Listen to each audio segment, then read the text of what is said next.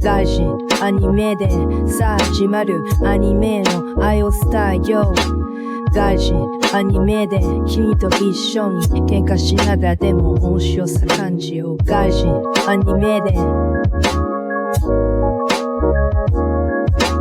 外人アニメで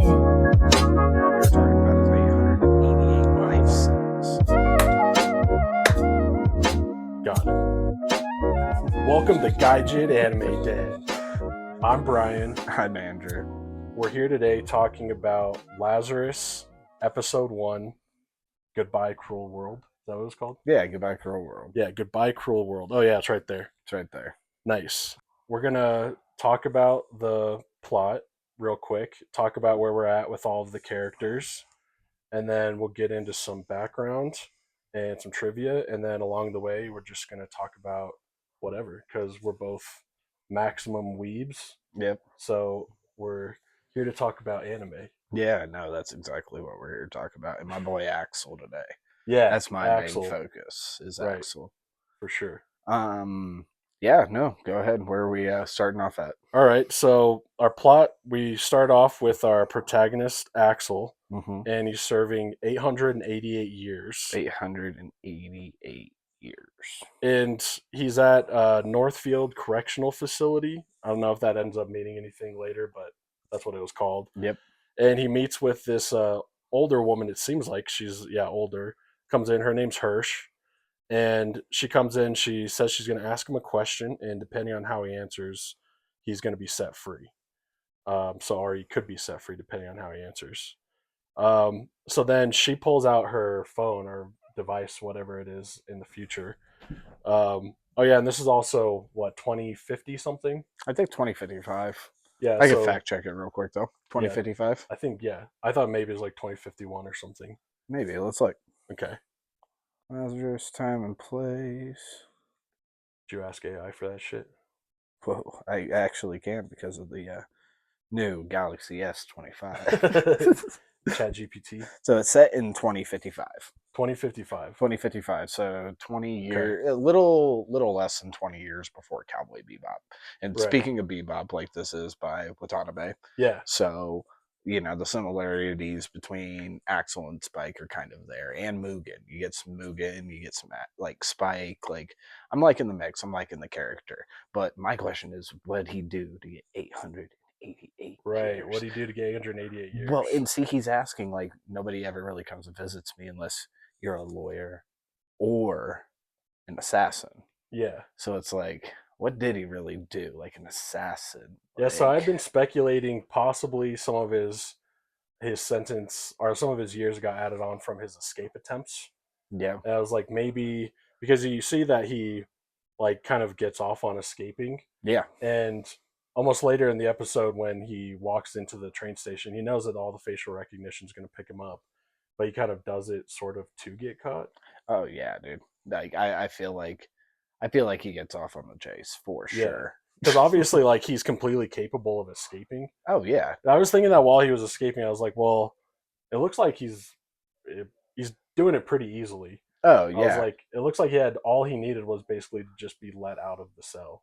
Oh yeah, I mean that's it. Like that's all he had to do was be let out of the cell, and he had everybody at the finger. And they probably only let him out of the cell because Hirsch and whatever type of governmental organization she's with. Yeah, they were like, okay, I guess we'll let him out. Yep. Yeah. But no, we're they meet up back on topic anyways, and they're talking about Dr. Skinner and Hopna and what it is. So like apparently 3 years ago, Hopna's this miracle painkiller cure-all drug. Yeah. But he has revealed after 3 years it will kill you in 30 days. Yeah. So he thinks the first Hopna users are going to be here within this 30-day period. Yeah, within the next 30 days. So yeah, everyone who took Hopna, which was this drug he invented, it mutates, and no one knew this, but then he released a video and it kind of went viral and everyone was seeing it. And I think Axel's just seeing it now, but it's kind of been going viral probably either today or the past day or two. Yep. And he's explaining that Hopna mutates something in your blood so that after 3 years you die. And he said within 30 days, the first people that took Hopna are going to start dying. Yep, and this is honestly like this scene right here is where I really see like the animation for what it is. Like when he's going through these like TV screens, look at this. Yeah. Like it's just great. You can tell Mappa and God bless them because they're working on so many different things. Yeah. Like JJK, they're working on Hell's Paradise. They're working on a lot of different stuff. I was not really familiar with like anime studios and stuff, but then once this came out, I was kind of looking through their stuff, and I was like, oh shit, they do everything. And then you get like into your like, what's her name, the Ed character? Oh, Elena, our little hacker, Elena. I'm expecting big things from Elena. Yeah, Elena is like she's waifu candidate. Waifu candidate #1. I don't know. Nobody's going to take waifu away from Faye for me. But, Revy comes close. Close. Well, so she shows them the video of Dr. Skinner kind of explaining all of this. Mm-hmm. And then she asks Axel to help her find Dr. Skinner. Yep. So we're not really familiar with what Axel's history is, but obviously he's, some sort of highly capable person to go out and find somebody. Yeah, he has to be highly capable of doing whatever. And you could see it during the fight scene. Yeah. Like when they're in the prison. Like that prison fight scene was epic. Like that's when you really, this is Watanabe, because you see him just like start kicking around, especially like the breakdancing, first guy Mugen. that he takes down. He's like spinning and his like legs are spinning, and so that happens, and then Axel steals a guard's gun and takes Hirsch hostage, and then proceeds to break out of the prison. And we see that he's a super good fighter, and also I guess basically like a parkour like kind of guy. It's like it's not exactly parkour, but you could see like in the images when he's like flying over people, they're like looking at him like, holy shit. Like, well, yeah, and like here's the thing, like you have Spike, and this is where their similarities kind of but I don't know, like it's a mix between the two, right? But like way more parkour than like Spike. Yeah, well, that was also the thing, because I was kind of going back and forth. My mind was whether it was parkour or not. I was like, it's kind of parkour-esque because he's jumping from like high ledges. He's finding ways down off of big heights. Yep, and stuff like that. So yeah, it's kind of like parkour. It's like parkour. Like Spike is more. I mean, he's still like an expert fighter. You see him training in Cowboy Bebop on the Bebop. Like it's great. But this guy, I feel like not only does he have the martial arts, but he has the parkour skills to kind of do whatever he needs to do. So this guy has done something. Yeah, and you got to think this is also like 20 years before Bebop takes place, because this is in the same universe. And I looked it up, and apparently they're all, in the same universe. Like, but this happens just 20 years before Bebop. Yeah. So. Yeah, I like that. It's like Bebop. It's like a hard sci-fi, like where it's taking place in like our reality. It's like it's supposed to be a future world that's actually inside of our universe. Yeah, exactly. It's like supposed to be our future. Yeah, no, exactly. Like, I don't know. It's good. I'm definitely, animation wise, I believe it's up there in the Mappa productions that I've seen. Dude, the animation's absolutely stunning. Yeah, especially for what it is. Like, let's put it this way. It's not like Demon Slayer, okay? Demon Slayer's animation is off the chain. You got UFO Table messing with Demon Slayer, and they're responsible for Fate. Okay, like I know you haven't really dove into the whole Fate universe yet, which I'm encouraging you to do. Just wait for that one, guys. We'll watch it. Well, we're watching it. We're talking about Fate, because the best scenes for like animation, I believe, comes from UFO Table. In my opinion, I love it. But Mappa's right there behind them. Okay. I think there's also and so as far as like the fighting and stuff, because we can kind of talk about this now too. So with all the fighting, so first of all, this is Shinichiro Watanabe writing and directing. So you're gonna have his style as well, his fighting style, Mm-hmm. like for the animation. But something that was also really interesting is I actually have to scroll down here to find this guy's name because I forgot what it was. Oh, okay. So I don't know if you knew this, but the guy who worked on the choreography for John Wick, Yep. dude's name's Stahelski or whatever. He actually, um, I well, let's see, it was Watanabe that reached out to Stahelski, the guy that does choreography for John Wick, and kind of asked them to do, I guess, like some sort of like treatments like for them, Yeah. but was worried about if they could afford them or not. And the guy Stahelski was such a big Watanabe fan that I guess like Bebop was actually a huge inspiration of his, like early on in his career, that he offered to just do all of the choreography in this show for free. Oh. So he actually did. He filmed live fighting choreography with his team, like in LA or wherever they were. I think it was LA, and they used that actual fighting and animated it in the show. So all of the show's fighting choreography is actually the same people that did John Wick. That is awesome. Fucking sick. That is really cool. Like, I don't know. It just seems like this is going to go places. Go lay down. You know, this is going to be like stuff that, yes, you guys want to collect these figurines on and you want to get this kind of memorabilia because also Watanabe is, you know, he's notorious for just ending stuff and that's it and Yeah. leaving it at a good place. Right. So I feel like this stuff's going to start strong. We're going to get a really good Go lay down. story, but it's going to end at the best parts. Go lay down. Hey, let's go this way, buddy. Bye bye. Come on. Let's go upstairs, Charlie. Yeah, so that's really cool about the choreography. So yeah, I guess the dude Stahelski. So Watanabe had reached out to them just for like tips, and then Stahelski had said that Bebop and Samurai Champloo were such inspirations of his that they'll just like he was just like it's on the house. Did you hear that, guys? Cowboy Bebop inspired John Wick. That's right. That's right. But yeah, but yeah, just like kind of like running through the plot like a little bit more again.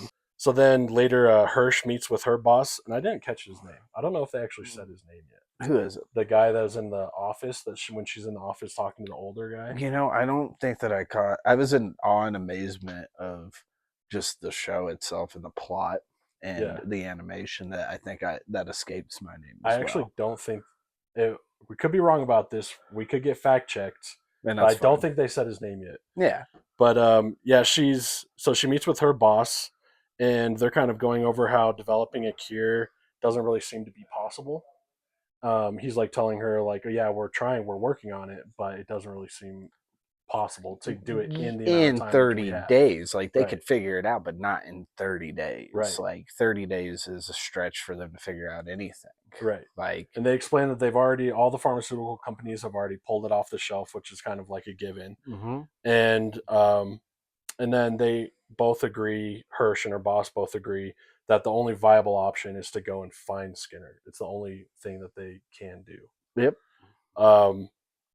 So then Axel, after that, we see Axel get recognized by some facial recognition cameras at a train station, and he kind of just looks like he's having a good time running from the police. Oh yeah, like he goes and gets some new fucking threads, man. Yeah, he's ready to go. Like he's almost like dancing too. Like it looks like he's just having like a good time. Yeah, like he's just having. Well, I mean, he's got that like Spike kind of fighting mentality. You know what I'm saying? And the way he moves and his confidence, like for me, it exudes Spike. I don't know. I love it. It's like he's fought so much that everything just like lands exactly where it's like land. Not even fighting for him. Look at this guy. Yeah, that's why I was thinking it's like almost like dancing. Like yeah, he just moves. I don't know. Like so I said, very much so like Spike, not so much more like Mugen. I think Mugen just kind of reminded me in the moment whenever he was doing that kickbox or the breakdancing. So another thing about his fighting, so all of his I noticed also he's kind of like flying around a lot. Yeah. And they actually mentioned it. There was 2 different mentions. She mentioned something about him being a bird in a cage. And then at the end of the episode, Doug, the black guy, he mentions that humans can't fly, or he says something like that. Humans Yep. can't fly. And so there's kind of like this sort of like theme kind of developing about Axel and flying. And also kind of like his fighting style is also he does a lot of like flying through the air. Hmm. So it's kind of like his character is kind of establishing kind of like this flying theme. Yeah, no, I mean, I don't know. I have no idea what it holds, but I am excited for it nonetheless. Hell yeah. Like it's gonna be I think it's gonna be top 10. Like Yeah. you thinking top 10 by the end of it? Let's talk about that later. All right. Yeah. Because we got there's still so let's get through just the rest of this so we can kind of start like riffing on more of it. Yeah. So we got so he gets recognized by the facial recognition cameras and he's running from the police, and then we see that the group that's going after him, which at this point we don't know their name yet, but it's Lazarus. That's what their group is called. It's the Lazarus group. We see that they're also tracking him through all of the devices and stuff on their end. And unlike the police, they know what they're doing. So you kind of see different shots of them sitting around the city, and you see them kind of start to converge like down on him through the city. Now, I love this scene so much about him running from the police and running from them through the city, because you see all of the different, as he's running through the city, you see all the different areas of the city. You see all the different backgrounds and like how the city looks. And it's like using like the chase that it's using them chasing him to show like the world that they're in. It's like really, really brilliantly done. Oh yeah. And all of the backgrounds look incredible. Well, and I was, we were talking about us fighting and stuff. Like, you'll watch stuff like JJK where sometimes it'll just be too much. It'll get broke up a little bit, but no, you can see all the choreography and movement and everything that went into the characters. Yeah, like the frame rate that they use for the animation is such a high frame rate. You see like every single movement. That's why Watanabe has always been so good at that. Yep. Yeah, I agree. And then so the Lazarus group chased him. They actually give him a real run for his money. So I think he's kind of been used to just playing with regular police and jail guards for a long time, that it almost looks like he's even having like a good time, that there's actually people on his tail that are actually like closing in on him, actually almost about to catch him. And so they kind of give him a real run for his money. And then and then Doug, and did Hirsch call him Douglas? I don't know. Well, I think his name's just Doug, but yeah, Doug. We see Doug corners him on a rooftop, and then as he's cornered on the rooftop, we have the flying motif again, where Axel jumps off the rooftop and grabs a drone that Leland, one of the other members of Lazarus, is flying to try and get up to him. He jumps off the rooftop and grabs the drone to kind of like glide himself down to the ground. So he does kind of fly. Yeah. Which I'm not sure. Oh, and also right before he does that, there's like a big flock of birds that fly in front of him. Yeah. And then so then Chris, who's the sexy blonde member of Lazarus, she tricks Axel. She wants to be Faye. Yeah. She tries to be Faye. You're not Faye.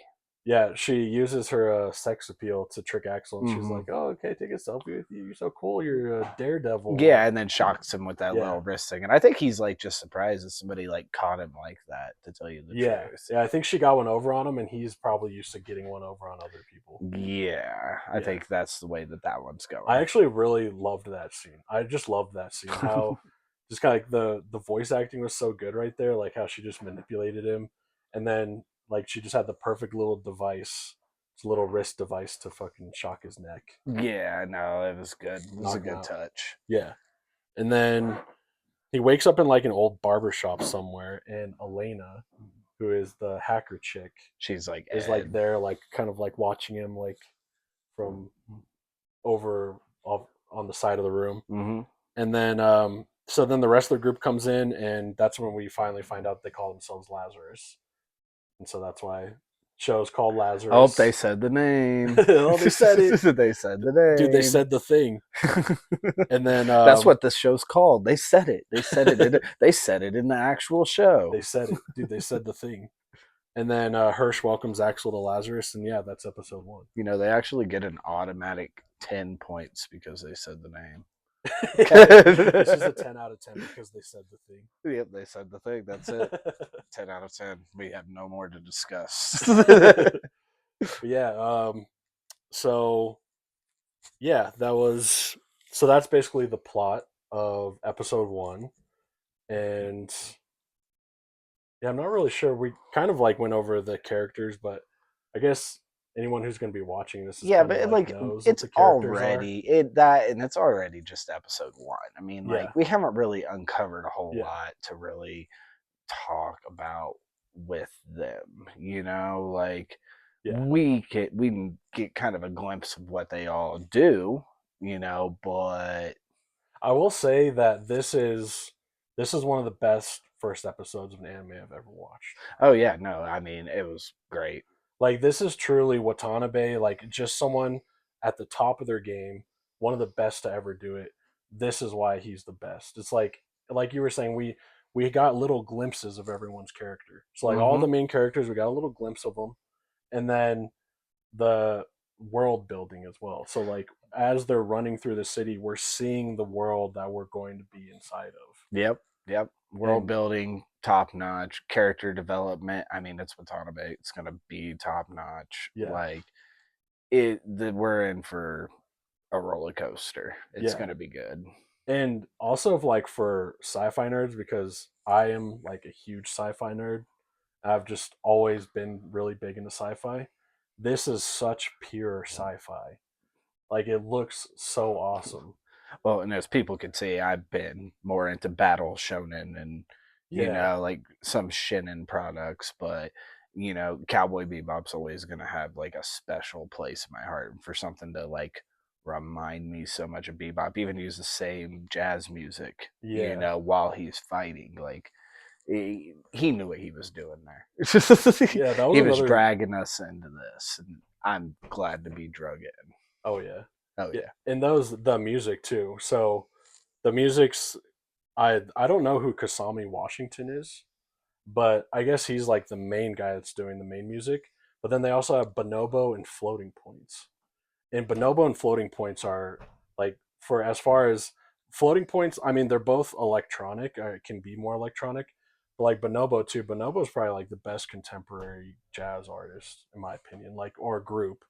And I mean, like all of his works are known for you know their music, so Right. we're gonna get not the best only music. an awesome show with awesome animation, great character development, and world building, but we're also gonna get a new playlist. Yeah. Like like Samurai Champloo's playlist, great. Okay, I have was Battle actually thinking Cry we should make a on playlist. Oh, dude, I have an anime playlist. I send no, that we should over make a to you. playlist for the show. Like, Oh yeah, even though actually there's probably tons out there. there's probably we can find them. My fan, Looking dude, up right now. there is a huge Cowboy Bebop one. Yeah, Huge Samurai Champloo as well. Big one. So yeah, maybe we should talk about Watanabe a little bit as well, because I mean, obviously, like we're huge Watanabe fans, and Samurai for me, I never actually watched anime when I was younger, and didn't get into anime until I was like 20 or 21, and someone showed me Samurai Champloo. Mm-hmm. And of course, not watching anime, I'm like, what is Samurai Champloo? I was like, I have no idea what that is. But then watching it, I didn't know. So I actually had liked Nujabes all through high school and was a huge Nujabes fan. And then watched Samurai Champloo, and Nujabes obviously does the entire soundtrack for that. And that's just like all time. Watanabe is like all time for that. Nice. But yeah, and then Bonobo and Floating Points. So Bonobo is definitely like top 5 for me. Like Bonobo's top 5 musical artists for me of all time. Hell yeah. So I'm fucking stoked on the soundtrack. Yeah. No, it's gonna be good. It's gonna be good. Yeah. I don't know. I see a lot of good things coming for products. As everybody can see, I have so much stuff that I collect.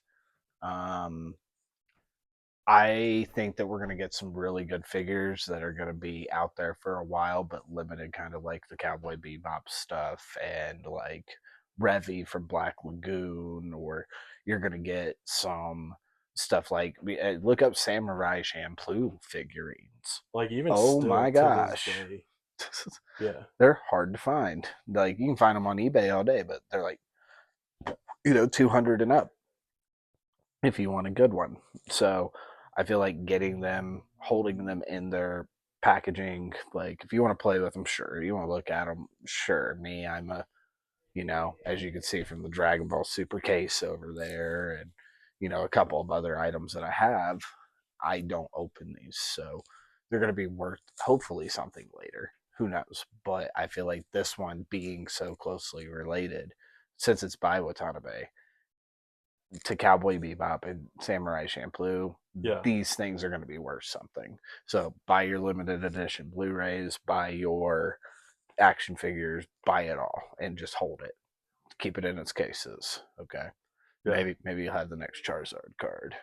Hell yeah, yeah. Because also, yeah, like Watanabe, especially like core Watanabe stuff, is still just like so huge. I mean, yeah, and if you look up, like I said, just Samurai Champloo stuff up on eBay, it's not the easiest stuff to come by, and you can see it was very limited with how much was printed, and those people probably paid like $50 back in the '90s for it. Yeah, To early 2000s. It's hard to right. say when they bought this stuff, but yeah, you look at the Cowboy Bebop manga box set right now, expensive, which is another thing. Like this has no manga to go by. Yeah, So that's really interesting. the really cool thing about it is no matter what comes out on this TV show, it's going to be canon, because me and you have talked before. Like one thing that irks me is when things are way off of the Right. manga. As there's not a lot of people that watch anime out there. If you're an anime only watcher, sometimes you don't know why you don't like Which something. I am. Yeah. Yeah, like sometimes you don't know why you don't like something, you just don't like it. And then how many times have I told you, like, well, because it's not like the manga. Yeah. Like I think like the biggest example that everyone can relate to is Full Metal Alchemist Brotherhood. 100%. Because I loved Full Metal Alchemist, but Mm-hmm. then I watched Brotherhood and it was so much better, but I didn't know until later that I was like, oh, it's because it follows the manga exactly. Exactly. It is like pretty much almost word for word. You have the first episode, which is not manga canon, but it is anime canon, is what they call it. Okay. Okay. Which means it's there to set it up. All right. It's Mhm. part of it still. It's still canon, but it's anime canon, wasn't in the manga. You have one filler episode in all of Full Metal Alchemist. Other than that, In everything. Brotherhood. Yep, Yeah. just one. But other than that, everything is spot on. Right. Most faithful adaptation, in my opinion. I love it. My top, actually. It is my favorite. Nice. But, Well, it's interesting what you're saying. Whereas show like Lazarus, everything on the screen is canon. everything on the screen is canon. And you like There's. Watanabe, like Watanabe kind of like knows that because Mm-hmm. he's like I mean he in a lot of ways he is like he is the But culture this like is how basically. it's different from other works that he's done. Cowboy Bebop, basically the whole show's not canon Oh, okay, yeah. because the manga is different. I actually Like, didn't know that. yeah, well, when you look at things like Trigun, or you look at things like Cowboy Bebop, like I have the deluxe manga right there of Trigun. Okay, I urge you to take it home and read that, then watch the Hell anime, yeah. because they're different. Okay, some things are the same, but they're different. Yeah. Okay, so there's not really a whole lot of stuff that's canon about Trigun, but it's awesome. Same thing with, like, I believe Bebop. I could be wrong about that because I don't have the manga for Bebop. I Like, didn't even know there was one. there's 3 copy. Okay, it's made by Tokyo Pop. If you can find a box set of it, it's a good thing to probably have and hold on to. But the average price is around, I don't know. I've seen them go anywhere from 100 to 250. But 100 is like really bad condition, worn out. Like Okay. 250 is like still decent condition, but That's still kind of crazy. obviously been opened and messed with and stuff. But there are Cowboy Bebop mangas out It's there. fucking expensive. Yeah, for 3 of them too. So yeah, so if you had gotten that show in, well, and that depends if it's in the box set, because there's a box that comes with it too, and that one is worth some money. Okay, like for me, anyways. Like I've contemplated on just paying full price for it because I want it. I like Bebop. Yeah. Like if you know, Full Metal Alchemist is my favorite. Bebop is my favorite from, you know, back when I was a child. Like very For sure. nostalgic for me. You know, I used to fall asleep to that show all the time. Nice. Yes. Yeah, so for Watanabe, like Bebop's like that's like your go-to. That is my go-to. Shampoo is like right after for sure. Yeah, for like, me, Champoo is just my favorite, and it probably it's still nostalgia as well. but that makes sense. Like it's Right. nostalgic, It's and the first one I ever watched. it Is why I got you fell in love into with it. anime. Yeah. Yeah. And like, you know, what's really, really cool is I don't think Samurai Champloo has a movie, does it? No. No, see, Cowboy Bebop does. Yeah. So I'm wondering, like, will Lazarus eventually have a movie? Kind of Yeah, like how ooh, that's Cowboy interesting. Bebop had. Well, it is interesting because this run is supposed to be 13 episodes, and we were talking about like I from what I can tell, it's only 13 episodes. Yep.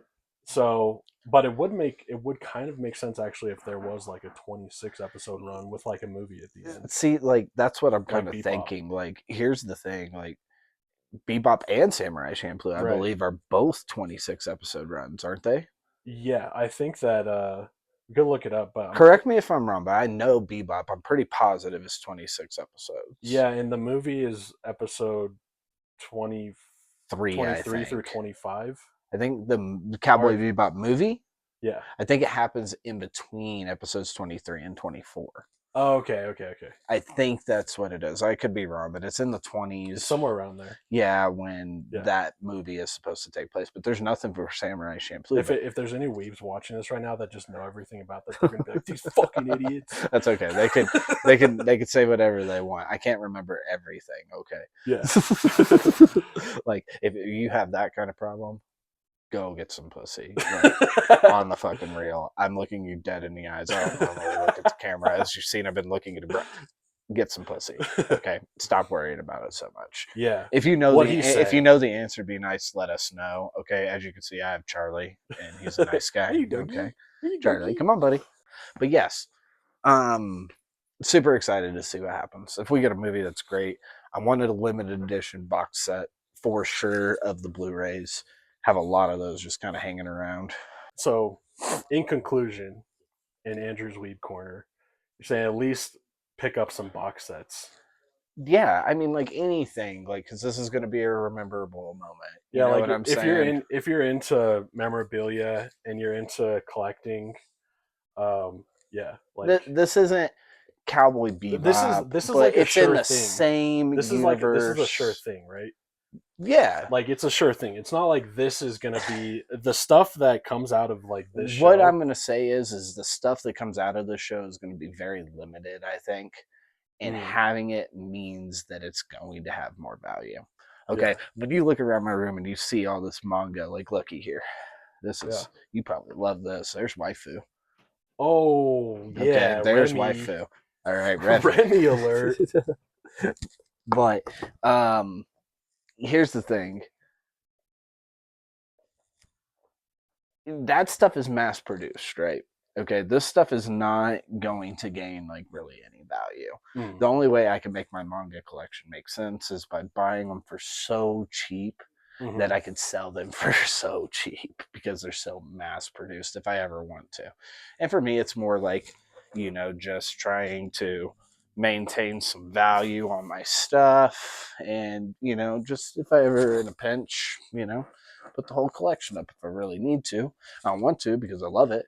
Yeah. But, you know, it's different when you're talking about like figurines like this. Now, there's a lot of like Misa figurines out there, just like this one. Same exact thing.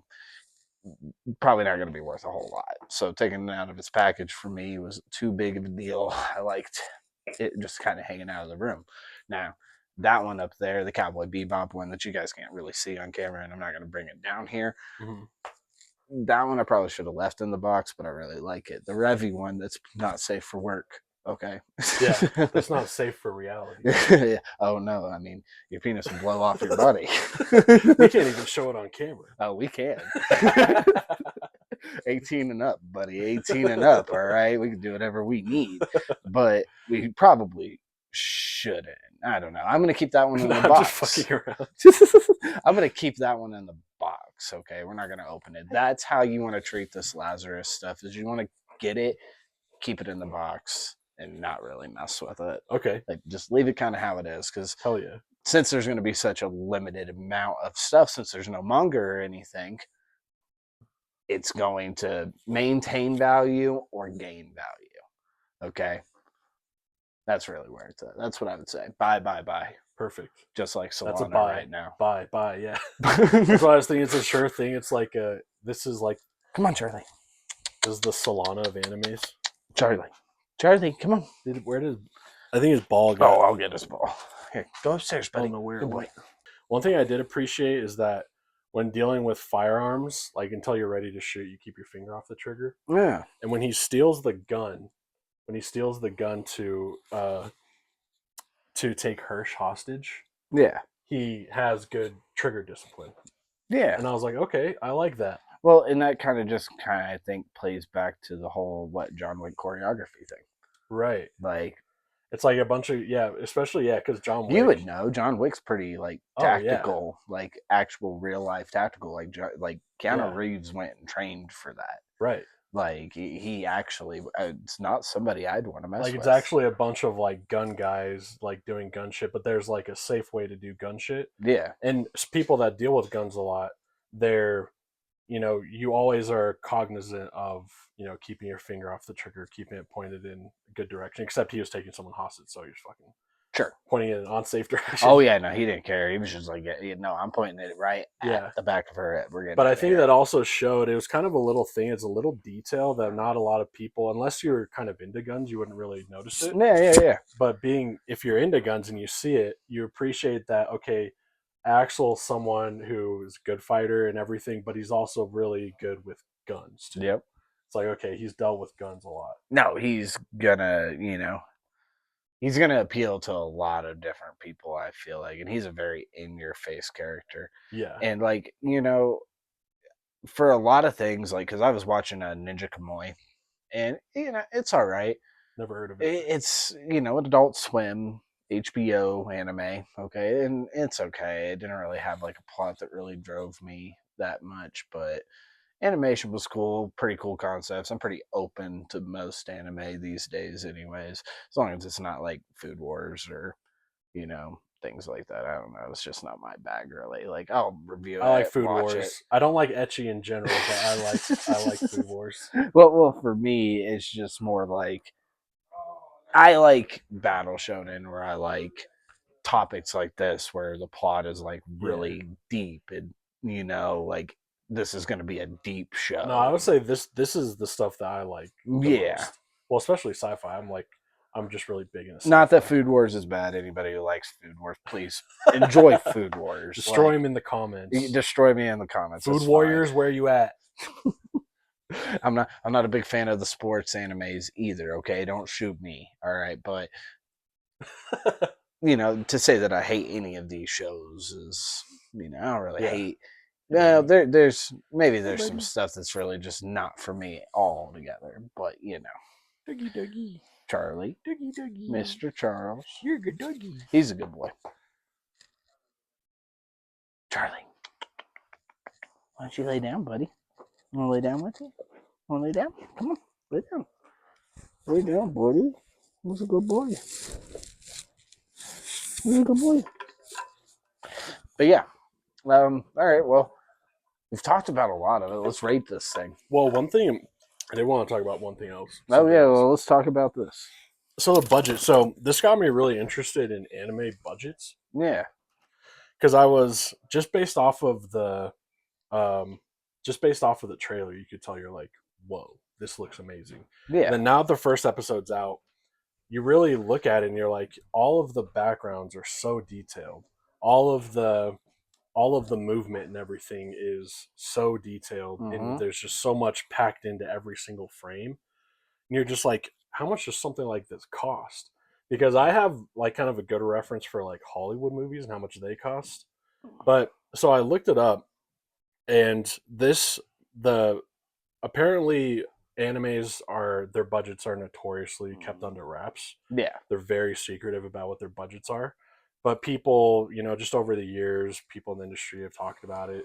And so the estimated budget for this show for all 13 episodes and everything that comes with the production was around $3 million. So that was estimated. So compared to other animes, that's pretty expensive. It's in like mid to upper range. And is that expensive per of episode animes. or the entire? No, not 13? per episode. That's for the entire series. So that makes it. So let's see what I had here. So Because right here it's saying the Kaiju number 8 anime series is not publicly available. The exact budget. That's crazy. and it actually isn't for like every single anime. But it says production costs for anime series can range from $1 million to $5 million per episode. For anime series? Yeah. So what I was able to find was that usually episodes, like an expensive episode, like so. Here, let me just actually read what I wrote down real quick. So the budget's probably around $3 million. Compared to other animes, that's kind of expensive. Probably about 200 to 250K per an episode. For comparison, JJK is reportedly about 150,000 per an episode. Jesus. And about 2 million for 13 episodes for a season. I think that was season whatever the second to last or last season of JJK that came out was. Oh, the last season. You're talking about Shibuya Incident. I'm not sure because I haven't watched it yet. Oh yeah, you need to. But I will watch it. Oh, you need to. But that was a comparison because of Mappa, because Mappa does JJK, Yep, right? yep. So they do Kaiju number 8. They do Hell's Paradise. Kaiju number 8 is so awesome. Dude, Kaiju's, man, I cannot wait until we like get into like an episode just about Kaiju. Yeah. Because I'm not gonna lie, like, I always really kind of like watched anime off and on, but Kaiju number 8 is the first one where I'm like actively reading the manga And watching the anime. So like I am completely caught up in the anime and the manga right now. Nice. Dude, it's getting those of you who know, you know. Yeah, if you know, you know. You know. Kaiju number 8's the shit. So I wrote down most animes, even the very best ones, are right around this range, like the very best ones. And there's a few that are just slightly higher by like a few million. So really measured in cost per an episode, a 200 and 250K per episode cost is prestige pricing. And that's interesting, dude. Like they just don't let anybody really know. Yeah, it's crazy. It's not like Hollywood, whereas Hollywood, like all of this shit comes out eventually. You know how much money they're gonna make off of this. Well, and that's the thing. So that's why this was kind of tripping me out about the cost of this. So if this is around $3 million for 13 episodes of this, of like the most amazing, beautiful shit you've ever seen, and then you look at all this shit that Hollywood's pumping out, like look at the last few flops that just came out, like Snow White. Oh, dude, Snow White probably those cost. Dwarves are sad. Do you know how much Snow White cost? How much? Guess. I don't know. Just take a guess. Dude, I only watch anime. This cost $3 million. $3 million. How much did Snow White cost? I want to say like 20 million, 100 million, 538 million. It probably costs about $400 million. Jesus fucking H. For Snow White, one of the worst pieces of shit ever put to screen. My Dragon Ball brethren, officially no longer the worst movie, Dragon Ball Evolution. We have Snow White now to thank for that. You guys are, I'm thankful for Snow White. It's okay. Like horrible movie, Dragon Ball Evolution. Like we can all just say that. If you think that's good, you get out of here. Fuck you. You're not allowed to be in here. Okay, I don't want you here. I don't even want to talk to you. I don't want to look at you. Okay? Do you think there's people that actually like it? Oh, dude, I'm sure there are. I've never watched it. And they're probably the scum of the earth. They're probably fucking, I don't know. I don't know what they do in their free They're the time. Not the worst. things that we The want to serial do. killers. Probably. Like Goku goes to high school. Get out. No, get out of here. I don't know. No. How much did What's that up, buddy? cost? I wonder. Dude, do we really want to get oh man. We're looking that up. Well, let me. See, this is what a podcast should Actually- be. Like this is what should be done. Well, this is. I actually have some more on this too. Dragon Ball Evolution cost $30 million USD. Dude, that's low for a movie these days. It's What year did low, it come out? But oh my god. What year did it come out? Let's see. Release date was April 12th, 2009. 2009. So that's a pretty high budget. I was 19 years 2009. old when Hollywood ruined my childhood. Dude, there's been so many bad. I mean, the live adaptations. The worst live animes adaptations are have been the horrible. Netflix ones. Well, that yeah. Like- you fucking got One the Death Piece Note live action, the Netflix Death Note Dude, live we action. don't. The only thing good about that is William Dafoe. I think Willem Dafoe yeah. was the best part yeah. of it. We're not. No, Yeah. he can play Ryuk any day. It wasn't even Death Note. No, it wasn't Death Note. That's why it's just like one of the most insane worst pieces. I think that's the worst piece of shit I've ever seen. In my Oh life. yeah, easily. Like easily. And no, that probably costs a bunch. no, of no, money no. too. You didn't watch Dragon Ball Evolution. I'm sorry. Okay. Like no, that one's still better than Dragon Ball Evolution. Full Metal Alchemist. Like here's the problem. Okay, the only thing that I can say is no more live action movies. Yeah. Okay, there's too much to cram into the Yeah. short time period. That's where Full Metal Alchemist failed. That's where all these movies kind of fail. The Cowboy Bebop live action. Oh, fuck. dude, that thing's horrendous too. Yeah. Like we don't got to talk about that. See, because all you have to do to make a good live action, All you would have to do is make shot for shot remake Mhm. of the anime in live action. But we also have to understand limitations. Yeah. Like we do have like there's Just think certain about it. things like I just don't think that should be on there because like One Piece, decent adaptation, decent. I'm not gonna say it's great because it's not. There's things that irk me about it, like Arlong never goes to the Bartier. See, for me, I never actually watched One Piece. Mhm. I really liked the live You action. heard it here first. No, I haven't watched One Piece. He needs to get on that. He's got 1,000 Put it- plus to catch up on. Put it down in the comments if I need to watch every episode of One Piece. Yes, 100%. You need to waste at least 3 years of your life catching up. Yeah, did we do the calculation? What Dude, did it it's take in so, like it's 6 a long months if time. I watch 24 hours a day or something like that? It's Or a like 3 long months time. if I watch 24 It's hours a a day. really long time. Like you have so many episodes to watch, dude. I mean, I could just hop in. I mean, I could watch like the first. I 100 guess you episodes or could. something. I guess you could skip whatever they covered in the live action, even though you're gonna remember it wrong. Well, not completely wrong. Like I said, like that's the one of the ones that's kind of forgivable. And Ichiro Oda, the author of One Piece, actually was there to help them work on it. Mhm. So like he oversaw a lot of it. So he okayed these changes. So Yeah. I'm okay with these changes. Whereas I'm basically 99% sure that Shinichiro Watanabe was nowhere near the live action. No, Cowboy Bebop. dude. Like I looked that up. He said he had absolutely Like, he nothing just, like, to do completely with that. disavowed it. He disowned Yeah. that shit, guys. If you like the Cowboy Bebop live action, you're against Starman. Okay, Oh, what? they're against Starman if they're for Oh, that. against our man. You're Yeah. against Starman. Yeah, if you like live action Cowboy Bebop, fuck you. Fuck you. Get out of here. Not really. Everybody's welcome, but fuck you. Yeah. Hashtag not my Faye Valentine. No, not my Faye Valentine. Not my Faye Valentine. Remember that chick? You know, was that's like, what I'm just gonna you call. remember that chick was everything. like a bitch too? The Who? actress that played her Oh yeah, no. was like I can't remember what she did. She did something really dumb. Listen, the only Faye Valentine there is, she's wearing yellow short shorts and suspenders. The Okay, guy had tits like and just tits, just nice tits, like exposed tits. exposed tits. So fan service is live in this one. so actually going down okay, so $3 million for Lazarus, about 250K per an episode, is probably about is accurately what it probably costs. So that's mid to upper, that's prestige prices.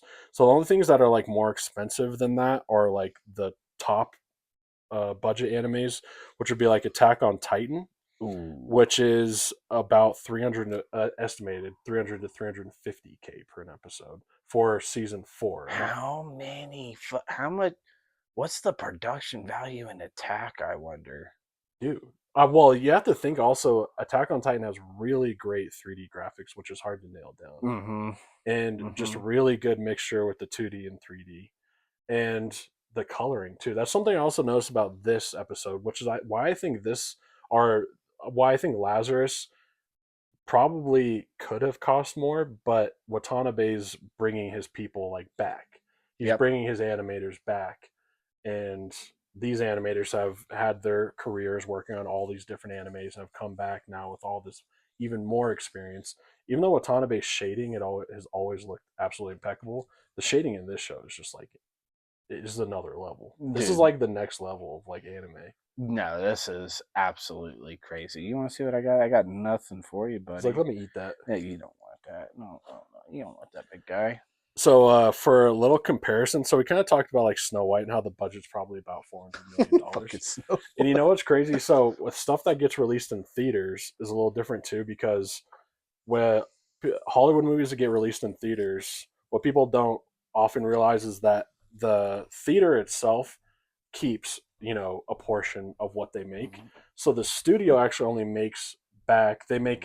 It's different for domestic and international. Domestic, they make a little bit more than half. International, it's a little less. So kind of good rule of thumb is that you make about half of what you make in the theater. So if Snow White cost $400 million, because it could have cost more than that. We're gonna find out because they did their production in England, and England they get a huge tax break, so they have to list actually what they spend, but it doesn't come out until like a year later or whatever. But so at the end of 2023, before they did all these major reshoots on Snow White, they were already at like over $270 million budget. Now that's before they do all these reshoots, these huge expensive reshoots and stuff to get all the actors back, fucking get all the crew back, do some more filming. But then on top of that, you have a conservative $100 million advertising budget, whereas like a comparative movie would be the Black Little Mermaid, which was $150 million advertising budget. So conservatively, Snow White was $100 million, but it could have been even more than that. So $400 million. So you're break even. To make your money back that you spent, you have to make $800 million at the box office. So, but for TV shows, like a comparative, like season 8 of Game of Thrones was 15 million per an episode. Per an episode, $15 million. Man, you said Game of Thrones? Yeah, that wasn't even that good. And that shit sucked. Bad. Season 8 of Game of Thrones is like widely considered to be probably the worst season of television. I honestly never even really liked Game of Thrones. I liked up through season 4. It's just not my jam. Yeah, it's not my jam. I liked up through season 4. I really did. Yeah. Yeah. But what else we got on the Lazarus here? The Lazarus front. So because we just talked about budget, which is absolutely nuts. Yeah, the only other comparison I had was a movie which I always wanted to watch. We haven't watched it, but we should watch it. We should do an episode on it. It's Princess Kaguya. Have you ever heard of that? No, I haven't. It's a movie, and it's. Do you fuck with Studio Ghibli? I don't know. Do I fuck with Studio Ghibli? Yeah. Not really. There's some good Studio Ghibli. You should check it out. Like I appreciate the animation of a lot of Studio Ghibli, but I honestly haven't really liked a lot of the movies I've seen. I mean, I got you the HBO. Like, it's on there. All of Ghibli's on there. So, Princess Kaguya was an anime, but it was a movie. But it took 8 years to produce because every single frame was hand drawn. And that costs probably about $50 million. I mean, but how long did it take them to do Akira? Akira, I'm not sure Dude, how long it took them. Akira's nuts. But Akira's budget was like nowhere near that. no. Which is crazy. Because But what? I think Akira was made in the 80s, wasn't it? um Yeah, it was 80s movie. I think I almost want to yeah, you might be right. I almost want to say 90s. I want to say 80s for Akira. IMDb that shit. Was Akira made in the 80s? Akira. Release date. Akira. Yeah, 1988 for Akira. That's fucking crazy. That is crazy. Yeah. I wonder So how yeah, much the no, budget was. I don't know. But 88 is kind of hard to compare. I just know that they invented 50 colors for that and 160,000 hand drawn. Yeah, that's so crazy. 160,000 hand drawn. Different panels. Like, Damn. what the hell? That is wild. Dude, Akira is nuts. Like, unraveling Akira, we need to do one about that one day. That's a topic for a whole other day. We're gonna need Akira would be like a hours whole to other talk episode. about. I mean, we need hours to talk about Akira. And I think just to wrap up talking about the budget thing, is I guess kind of like my ultimate point was that this looks like $300 million. It really does. Oh, dude, it's so good. Like this is hitting so far out of its league for quality. Like it, yeah. Actually, we should pull up like a frame or something, like a good frame to just look at this. Like It's fucking crazy, right? just the colors, everything. Dude, I can't wait Yeah, skip out like a to little bit see more. what she's got going on. Like, Yeah, I wonder if she's gonna be like Ed on crack. I got a soft spot for hacker chicks. Just everything. I didn't notice they made the American president a woman. Everything just looks so good in it. Like even that Every single shot looks amazing. Like, look at that. Yeah, like so like as far as like budget, like look at the backgrounds. Look how incredible it is. Like even just to draw that, like if you just drew this as like a still picture, like as a painting, like this background is great. Yes, this, all of the detail, everything, and then also the depth of all the different textures and everything. And look, like you got kind of like the graffiti from Samurai Champloo. You can pick Yeah. out some elements from like Bebop. this world is a real world that's lived in. Like it's an actual, it's like our world in the future. It literally looks like our reality in the future. Oh yeah, but yeah, wrapping up the budget thing is like, okay, this is a good one to pause on. So yeah, so wrapping up the budget, the reason why I just wanted to bring that up is because you look at this and it looks more expensive than it is. And this anime is an anime that can get people who've never watched anime into anime. Mm-hmm. That's how incredible it looks. Well, and I feel like, he has such a way of doing that. Yeah. Because, like, think about this, dude. Like, even if you're not an anime fan, you have probably heard of Cowboy Bebop. Oh yeah. Or you have heard of Samurai Champloo. Yeah. You are going to hear about Lazarus. Yes. Like, that's like saying, it's going to be like saying you've heard of Speed Racer. Right. Like, it's going to be that equivalent. I think this will be huge for this generation. Oh, yeah. No, like this one, that's why, collectibles, guys. Collectibles. Yeah. Get them. Like I'm telling you. Yeah. Because also, I mean, I invest in Bam Presto, so in get them, what? guys. Bam Presto. What's that? They produce a lot of figurines. Oh, okay. See how much I know about it? Bandai, guys. Well, I think also because you mentioned that this takes place in the same universe, because Watanabe had actually said, and I don't think that people actually knew that before this came out. Yeah.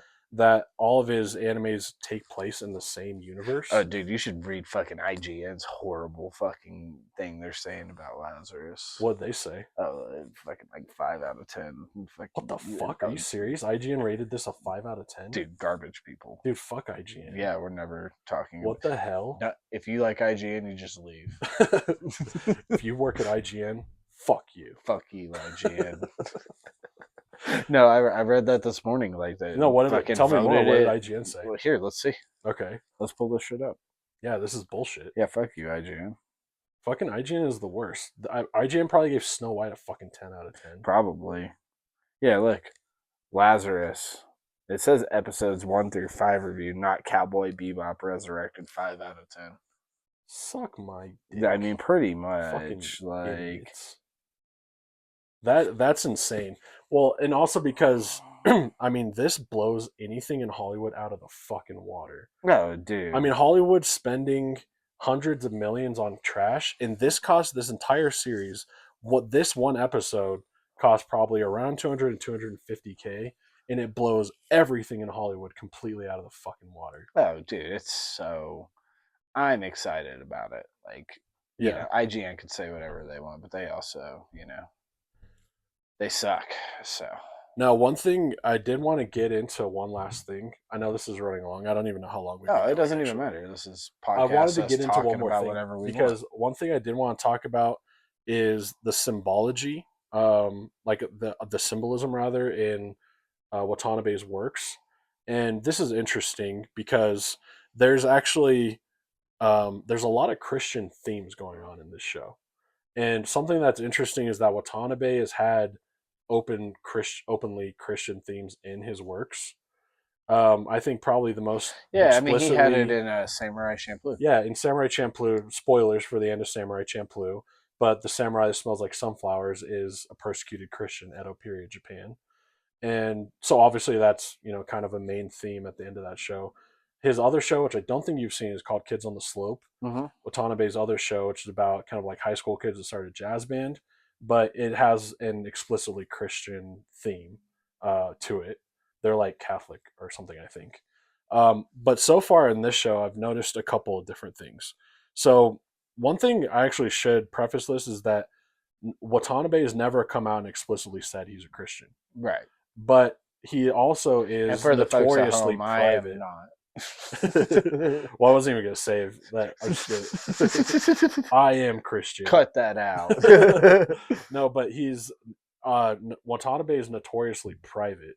So like he could be Christian, he might not be, but it's hard to ignore. There's a lot of strong Christian symbolism in this already, because you have. So first of all, you have the Lazarus group. Yeah. And so let's really think about it. So the story of Lazarus in the Bible is obviously Christ raised Lazarus from the dead, right?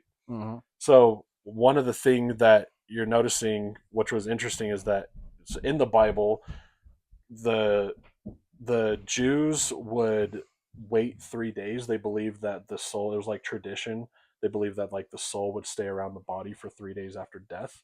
So then on the fourth day, you were like definitely dead or whatever. So Dr. Skinner, right? Mm-hmm. The Hopna takes how long? 30 takes days. 3 years. So 30, that means 30. so that means after Yeah. on the fourth year, like as you're going into the fourth year, that's when you die. You don't see your fourth year after you take it, supposedly. Right. If what he's saying is all accurate and everything, which I'm assuming it probably is. So Dr. Skinner's kind of placed himself as this messianic figure. He's as this kind of messiah figure in this universe where he's like, I'm controlling life and death at this point. And he's even basically like he's doing kind of like an antichrist thing where he's like trying to make himself kind of the antichrist. Yeah, so Lazarus obviously being the character from the Bible that Jesus rose from the death.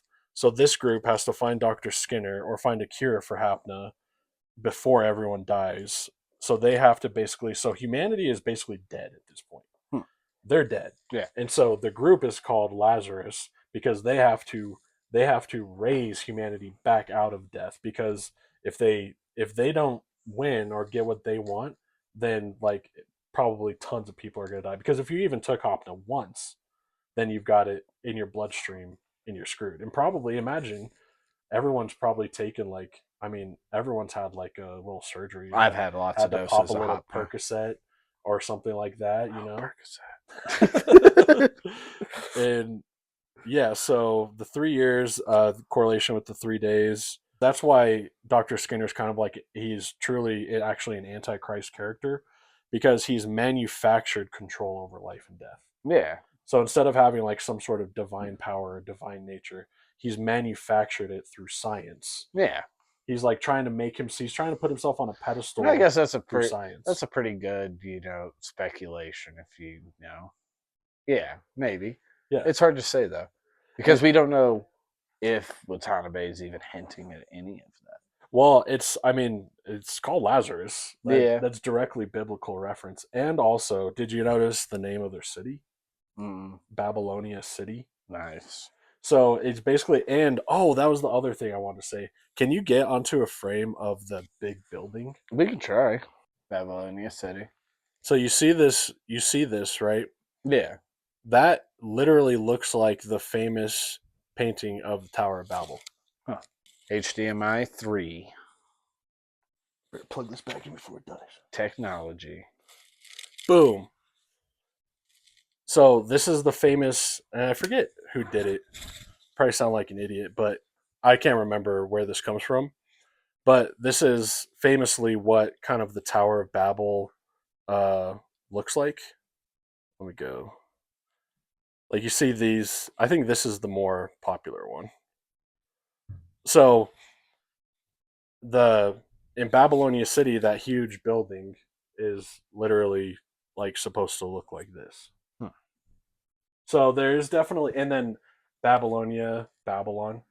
So it's establishing that this city is kind of like, I don't know, kind of like a fallen metropolis. Yeah. Definitely. So there's already some Christian themes going on for sure. And yeah, I'm not like nerding out that like, this is going to be like a Christian show, because Watanabe doesn't really do like explicit Christianity. No. But I feel like there's like a lot symbolism. of animes that take some sort of Christian symbolism. Like shit, dude, look at Berserk. Yeah, Berserk's kind of like satanic. It's satanic, but it's Christian. It's got Christian symbolism in it too, just like any kind of. I will say, yeah, Berserk it's in the Christian universe. Well, yeah, and like it's a satanic story from within the Christian world. Look at Hellsing. I know that it has a lot of satanic symbolism and stuff. Well, Hellsing is like straight up satanic. It's so good. I fucking love Hellsing. It's a great show, but yeah, like as far as like worldviews and like philosophies, it's especially like Hellsing is the most like Luciferian show like ever made. Nice. Great animation. But yeah, I wanted to point that out because that's symbolism that I feel like people might miss. Yeah, sure. It's like you might miss that there's these Christian kind of undertones and these themes going on. People have speculated that Watanabe just uses it as kind of like he uses Christianity as sort of like a form of mysticism in his shows. Well, and I feel like that's, when you listen to like Japanese music, like there's words that are English. Like it could just be reaching out to any kind of like crowd that he can to pull him into their show. Like a lot of people do that, right? Mm-hmm. Like, we all use those kinds of symbolisms to bring people into our show because we feel like, you never know, dude, the creator of Hellsing may not be satanic himself, but here's the thing with the symbolism in the show dragging people that would like vampires into his show. You know what I'm saying? Like, it could just be like that. It's hard to say. Well, lots of artists will use their art as a venue to get people exposed to their worldview. Yeah, true. So, like, it actually may be the vampire, like for Hellsing. I don't know either way, or nobody really does, but it could be he's actually using the vampires and stuff to pull you in to expose you to a satanic worldview. Maybe. As opposed to using, like, a Christian or Christianized worldview to pull you in to show you stuff about vampires, like. But that's why I think it's interesting to speculate about Watanabe's philosophical outlook. Yeah. Because it is interesting that he is notoriously private, and I think lots of Japanese people are. Yeah. Like, that's just something about their culture. They're just private people. Yes. But that's why it's fun to speculate, because it's almost kind of like conspiracy theory territory. Yeah. Oh, and also Skinner refers to himself as the seventh trumpeter. Huh. So the seven trumpets is like what hails in the return of Christ in Revelation. Hmm. So yeah, Skinner also explicitly. I think Skinner's already dead.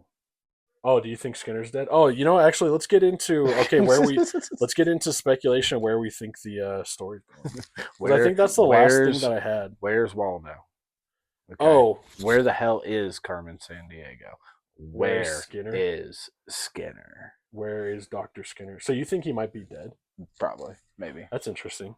I feel like he's dead, and maybe finding him means finding the antidote. I don't know. So it's like a game that they can't win, or that he's already dead and just finding him is like they find something when they find him that.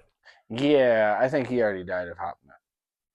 Oh, that's interesting. Yeah, I think Hopna's already killed him. I think he took Hopna. Well, you have to wonder, how does he know that, like, just after 3 years, like, you're gonna die? Like, you had to have done experiments. Because he took Hopna when he was experimenting with it, and now he's discovered that he's going to die in 30 days. So he made these videos. It's hard to say when these videos Oh, like came he just out. like made the videos, and yeah, it's just like releasing. Mm-hmm. He found the antidote, but like they said, it takes they got 30 days. But if he didn't find out. Yeah, I actually think we're in for some twists and turns for sure. Oh yeah, no, we're definitely in for some twists and turns. So Okay, so here's our ratings for this episode out of 10. And we have 3 categories. We have animation style, fights and battles, and voice acting.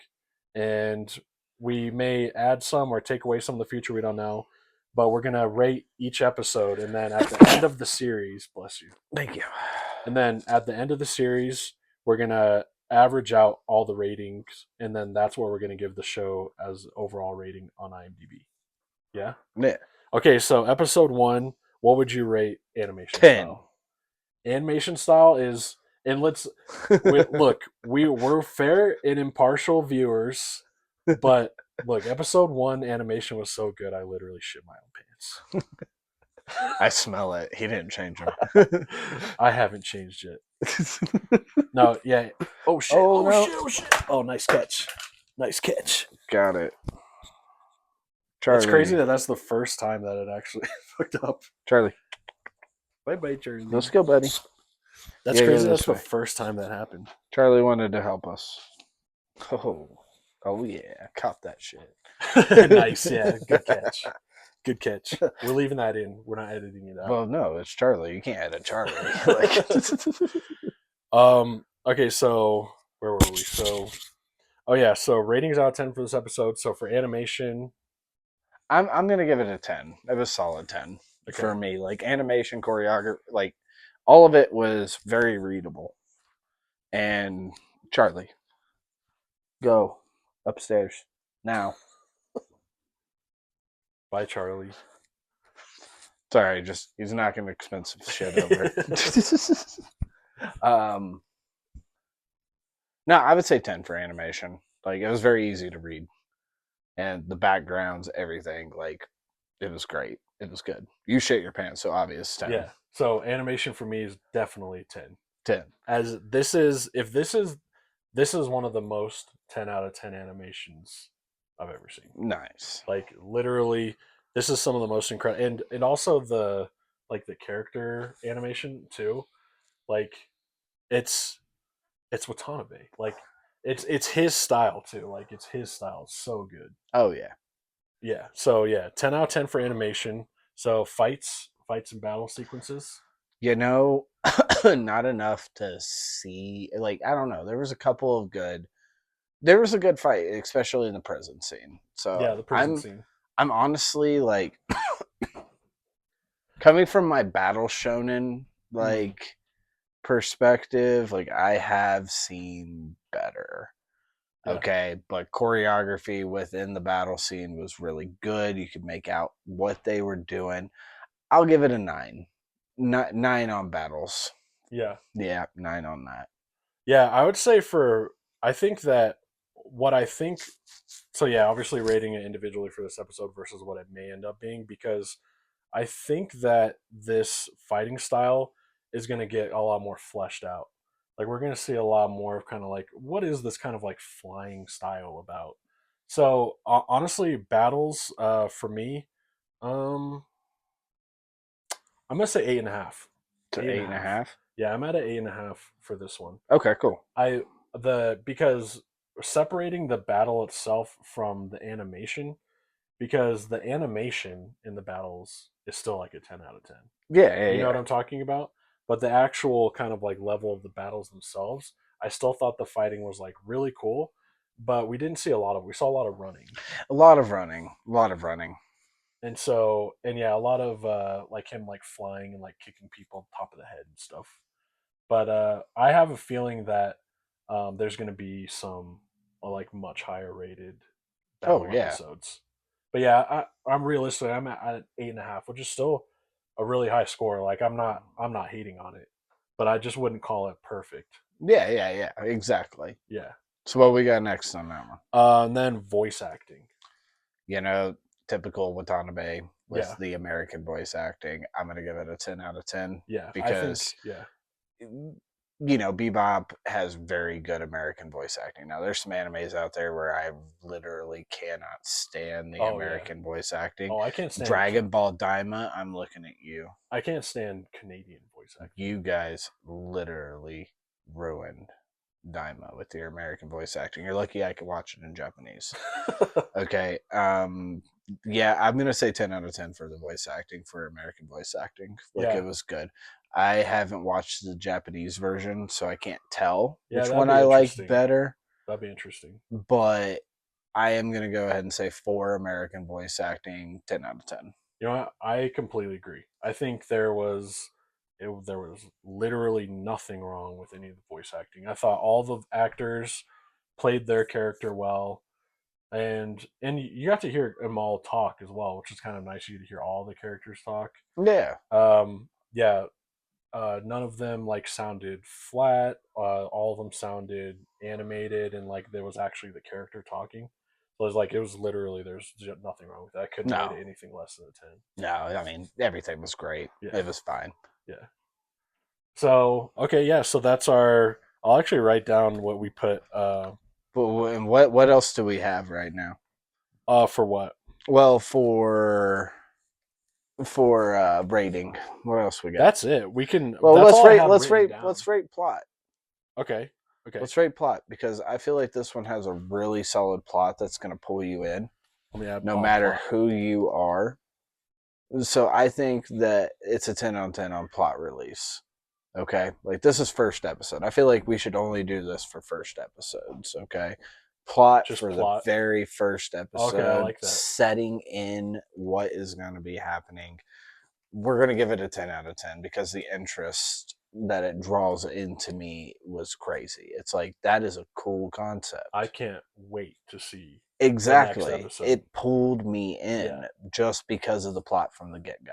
Yeah, that's why. That's like Full Metal Alchemist's plot. Okay, from Yeah. the get go, dude. Like you have their mom's dead. They're gonna try to bring their mom back. They're gonna Right. use human transmutation. But here's the thing about human transmutation: the law of equivalent exchange comes into like, dude. And- that really and then kind of draws you in. It happens. It like sets up. Yeah. So like here Mhm. we have everything. This was literally like I'm not exaggerating. This is one of the best first episodes of any show I've ever watched. Like let's It's look at literally perfect. Like let's it sets up everything. It's not only it draws you in, but it sets up its entire world. It introduces you to all of its characters.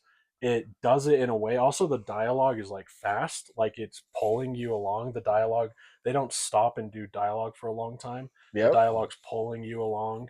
And then by the end of it, you've established your stakes, who's where, you got your Lazarus group, what do we need to go do? And then yeah, so it's completely springboarded like the entire experience of the show. Oh Like, yeah, just and in they 20 did a minutes. way better job with this than they even did with Cowboy Bebop. Bebop, I still loved it from the get go. Okay, but this did a better job of drawing me into the show. It's like Yeah. we haven't seen this from Watanabe, I think, except for with one other good example is Samurai Champloo.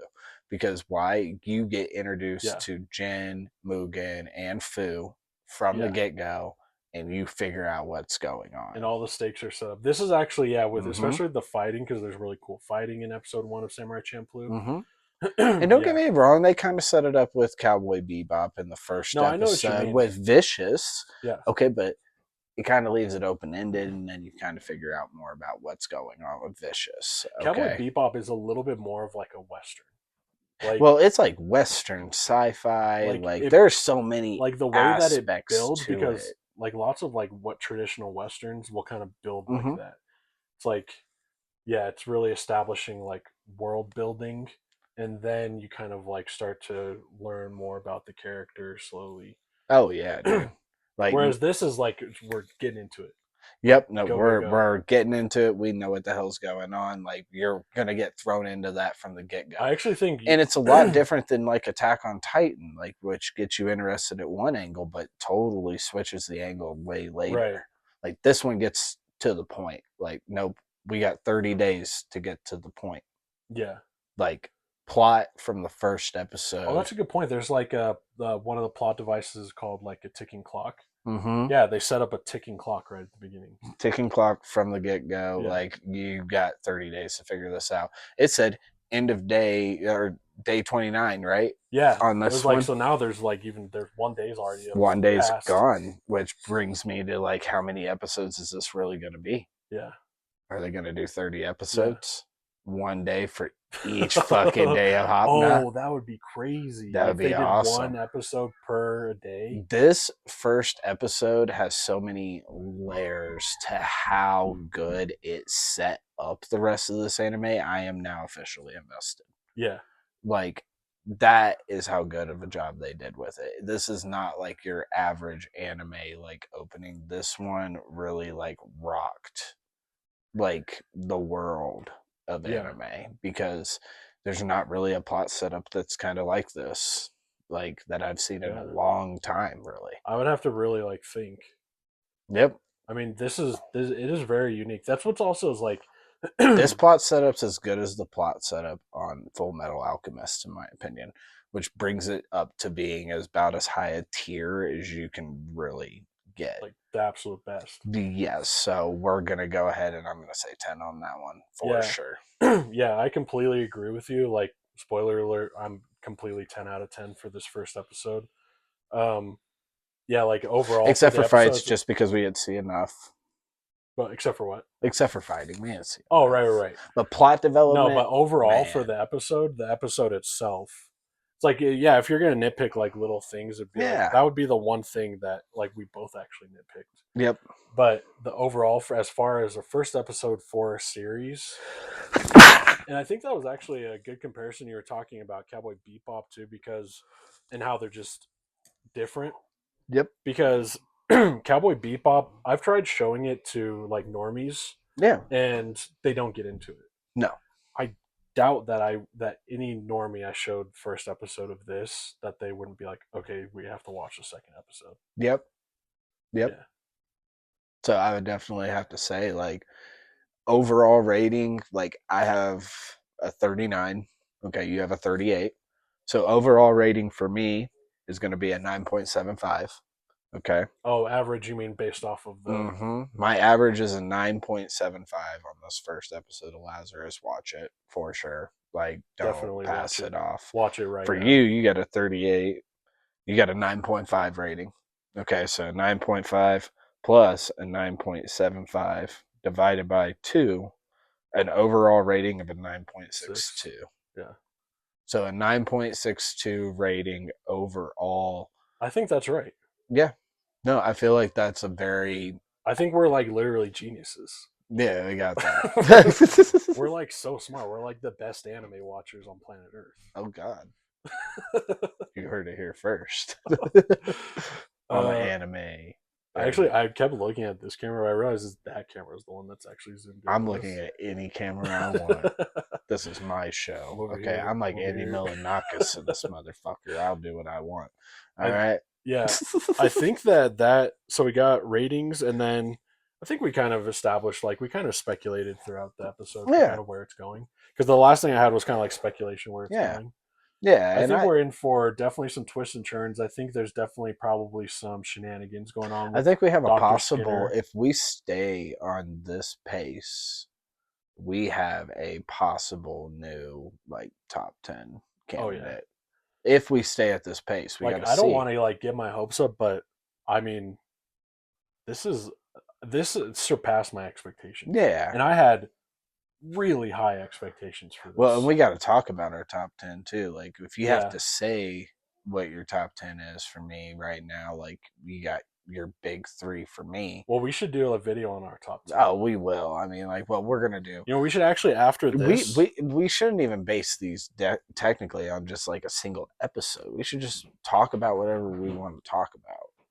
Like, next episode doesn't have to be about Lazarus, but we're throwing it in there, damn it, because it's going to be Sunday and it's going to be the one that's airing. Well, yeah, I think that that's a good point because we actually kind of, I mean, we like to just meander and talk about whatever. Anyway. Yeah, I mean, like meandering and talking about whatever is what's going to be like what's good, It's and just it's going to get people on talking. the Like only thing I was the thinking of Christian views is and being able stuff to like edit it, that. like being able to edit it in a coherent like order. Yeah, but I don't think like just do us. Fuck that editing. I mean, yeah, it is like a podcast, so it's like I want Yeah, to try to make it where it's something that you could like we can listen make like to. a separate. Well, I could listen to this. Like we're just Yeah, meandering around like that's specific what I think. So topics I about think if you like anime, animes. like you'd be like listen to us. Either maybe you Yeah, disagree with us. You well, actually that's probably think okay. a lot of I mean, like you probably agree with these, us a lot. all these like I actually feel like most views. people who watch this, especially like this episode, Listen, they probably agree with us well, and mostly. like let's think about this too. Like your Christian views, like Yeah. it does, like you incorporate those in there. But would you still say like Hellsing's a good anime? Yeah. I mean, I wanted to. Yeah, that was originally I Yeah, we wanted were to talking review about that that, and first. we Yeah. will review it Right. because that's the cool thing about like you even mentioning things is you don't let that like necessarily tell you that this anime is bad, Oh yeah. but you want people to know. So it doesn't really matter because we could talk about whatever we want and somebody's going to connect, and everybody out there needs to be respectful of that too. Well, that's one Because reason that I did want to start doing anime reviews because I mean, even though, and I think it's probably even good in a way that like you're not Christian, I am yeah, Christian. we So both got we have separate views a on different it. like worldview, like approaching Yeah. like art and stuff. Well, yeah, and I am not against people being Christian. Oh, that was peaking a little bit. I'm not like against people being Right, Christian. Like that's fine. But like well, I do feel like it's important to know like the views if like you are a Christian of knowing this. If you don't know this, sure. well, what I was Like gonna say is that everybody's welcome here. there's really no, I have not really found Except for pedophiles. Pedophiles, you're not welcome here. You get the fuck out now. it goes unsaid. Yeah. But like actually having the perspective, like a Christian perspective on anime, you really don't find that.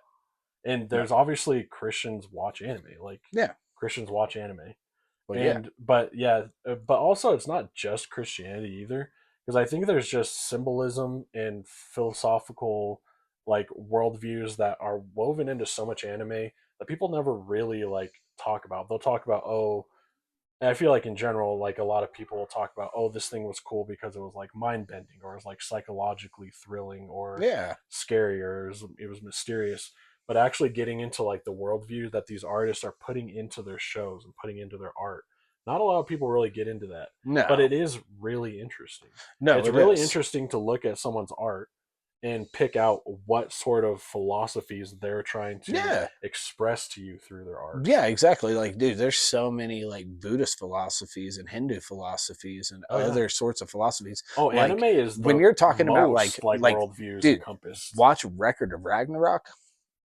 It's all over the place. Greek, like all of them. Mhm. Like, and I honestly, and there's probably a lot of people that disagree with me because it's just your typical tournament battle shonen, But Record of Ragnarok, I enjoyed it, because I learned a lot of different things. Like you learn about Buddha and you learn about these Hindu gods and you learn about those things. And like learning about those things, I feel like is still interesting whether I believe in them or not. Yeah. So. Yeah, and so that's why it was interesting that there just happened to be Babylonia Well, and well, there things just like happened that, to be right? Christian undertones and symbolism in this show, Yeah, and so it just happened to be that this show's yeah. worldview is leaning towards a specific direction. Well, and that Well, would then make sense also, because like most of the world's view is towards Christianity, if I'm not mistaken, right? Like, doesn't most of the I world think believe in the Christianity? majority of the world's Muslim. Is the majority of the world Muslim? Yeah. Well, that would make sense because they. Yeah, I think it's Muslim, and then I know that Christianity is up there, but I'm also pretty Let's see. sure.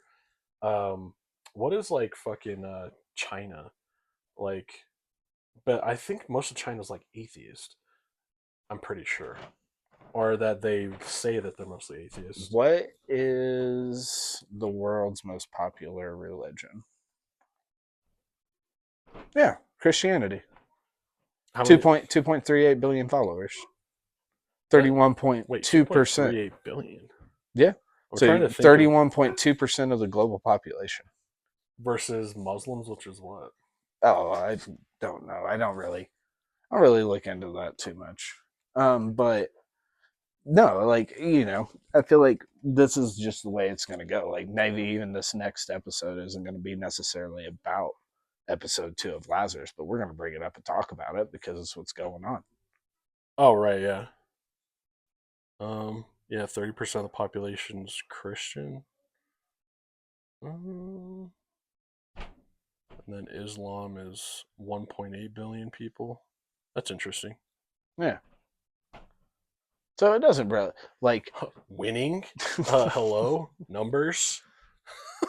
talking about all this stuff, it doesn't even matter because, like I said, we're talking. We're just talking. It's a podcast. Yeah. No, for sure.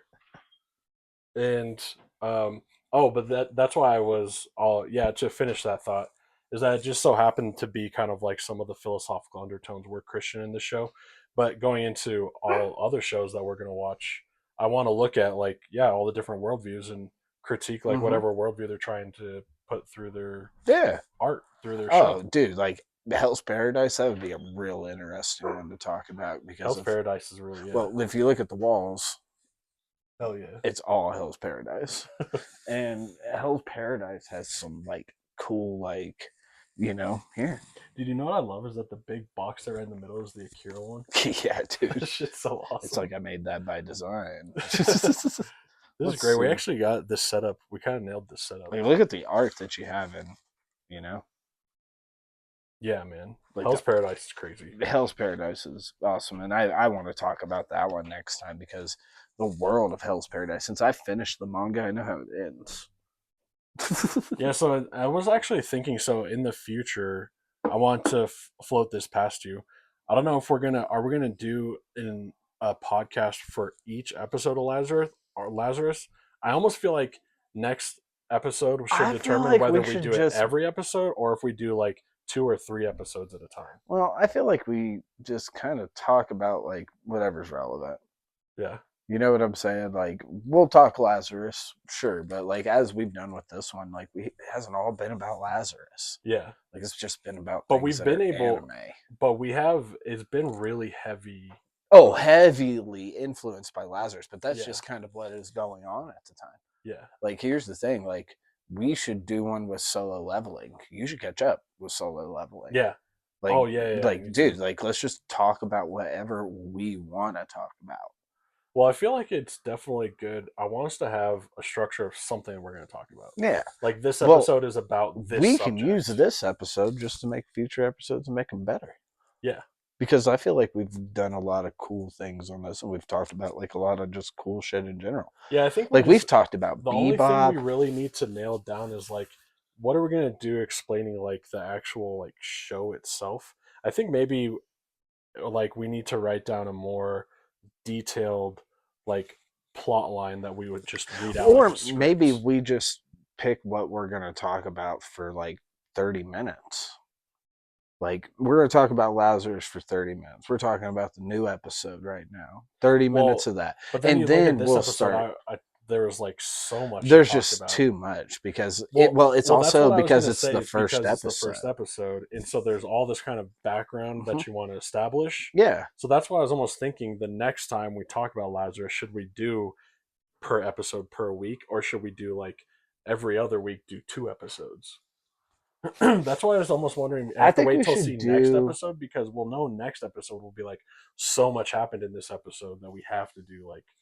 Well, yeah, like I think we should just do it episode by episode because, like, you never know. This next episode, we may only have like 15 minutes worth of stuff to talk about, really, with it. Like, you know, and then we could just start talking about other stuff, things we're excited about too, guys. Like, fucking shit. I'm not just excited about Lazarus. There's a lot of good I'm stuff fucking coming stoked out about this Demon year. Slayer and IMAX. Oh, dude.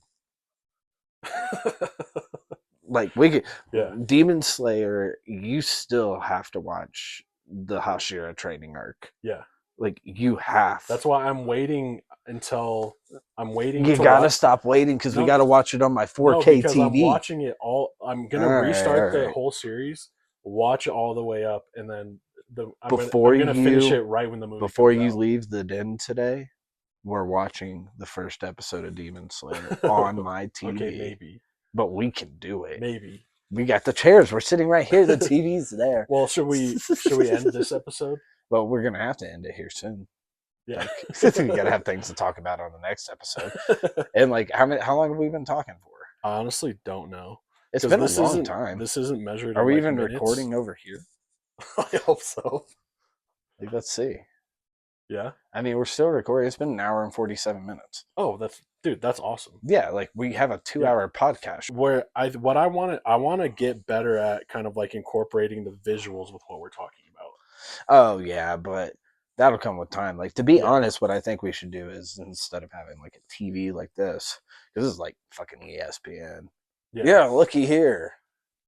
Okay, just go and screenshot, snap in what you want, and we'll just continue to talk it to it and just edit it into it. Yeah. You know what I'm saying? That I liked the idea of the TV because it's less editing work.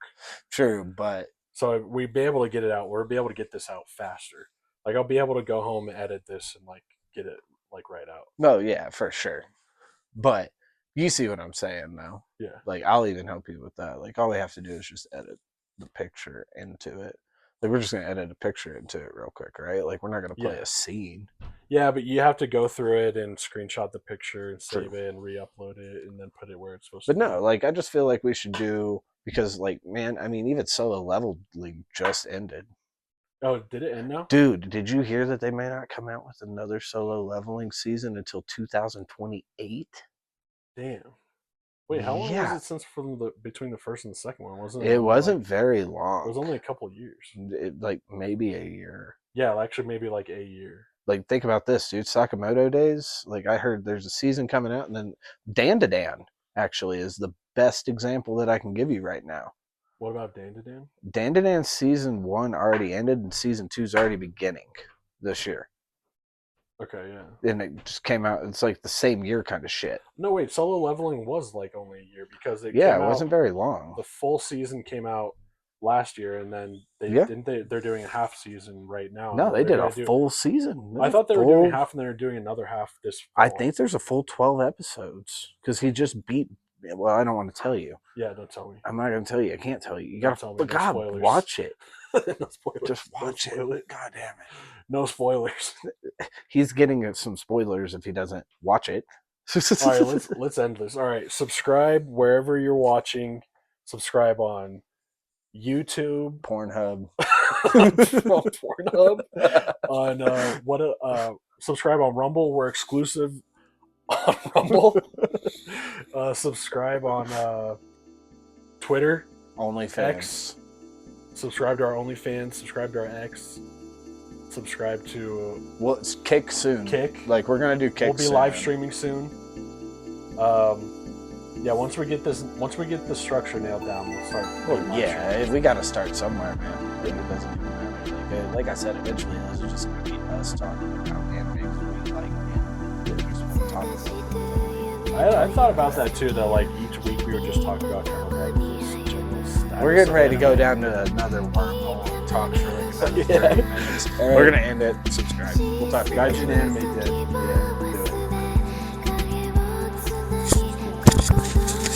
No, that was good. Yeah, I think we nailed it. I think we